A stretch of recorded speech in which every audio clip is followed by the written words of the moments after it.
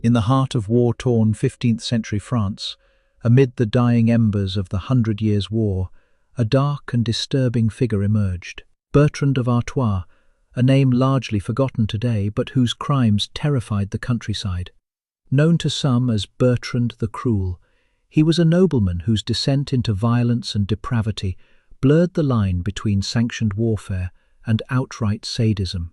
Bertrand was born around 1410 into a minor noble family in the region of Artois, a place ravaged by shifting allegiances, mercenary bands, and lawless violence. From a young age, Bertrand distinguished himself in battle, serving in various campaigns under the French crown.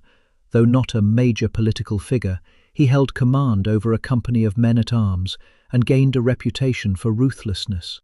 What began as brutal but sanctioned military action soon devolved into a pattern of cruelty that shocked even the jaded soldiers of the time. Bertrand and his men began targeting not just enemy forces, but civilians, especially in regions suspected of harboring English sympathies. Villages were razed, peasants tortured for information or amusement, and entire families slaughtered under suspicion of collaboration. One of the most chilling aspects of Bertrand's reign of terror was the ritualistic nature of his violence. According to contemporary chronicles, he believed that fear itself was a weapon of war. His troops would hang the corpses of victims in trees surrounding villages as a grim warning. In some cases, Bertrand personally conducted interrogations, favoring methods that left survivors mutilated, broken, and forever marked by the horrors they endured. In 1443, an infamous event solidified Bertrand's place in the darkest annals of French history. In the village of Saint-Cyr-sur-Loire, his forces arrived under the pretense of rooting out English spies. Over 3 days, the village was systematically destroyed. More than 60 people were killed, including women and children. Survivors told of men being flayed alive and women tied to carts and dragged until dead. Bertrand, reportedly unmoved, watched from a raised platform. Despite these atrocities, Bertrand was never formally charged. In fact, the chaos of post-war France meant that men like him were often tolerated or quietly dismissed from duty. As France struggled to re-establish centralized power, figures such as Bertrand slipped through the cracks of justice. Some believe his noble blood protected him. Others say his actions, while horrific, were seen as useful in taming rebellious provinces. Eventually, Bertrand vanished from public life.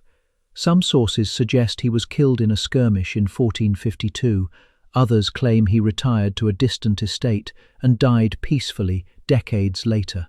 Whatever the truth, his crimes faded into obscurity, overshadowed by greater political events and more prominent figures of the Hundred Years' War.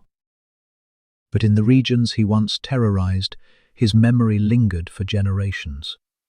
Tales of Bertrand the Cruel became part of local folklore, a warning passed from parent to child of what happens when men of power act without conscience, and when fear becomes a tool more potent than the sword. Today, Bertrand of Artois is rarely mentioned in textbooks or formal histories, yet his legacy lives on in the whispered legends of northern France, a reminder that even in times of war, there are crimes so dark they echo long after the banners have fallen. Thank you for watching and for joining me as we revisited one of history's darkest crimes. If you found this story interesting, don't forget to like, comment and subscribe.